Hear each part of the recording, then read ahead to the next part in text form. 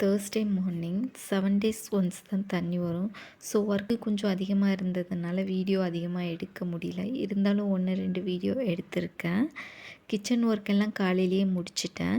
துணியை இந்த வாஷிங் மிஷினில் துவைக்க போட்டு குடம் எல்லாம் க்ளீன் பண்ண ஆரம்பிச்சிட்டேன். ஈவினிங் ஒரு 5 o'clockங்கிறப்போ ஓரளவுக்கு வேலையை முடிச்சிட்டேன். 6 o'clock குழந்தைங்களுக்கு காஃபி போட்டு கொடுத்தேன். அவங்க குடிச்சிட்டு அவங்க மாமா கூட விளையாண்டுருந்தாங்க.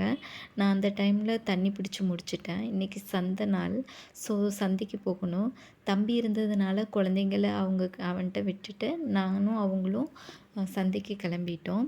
சந்தையில் காளான் வந்து ஃப்ரெஷ்ஷாகவே இருந்துச்சு.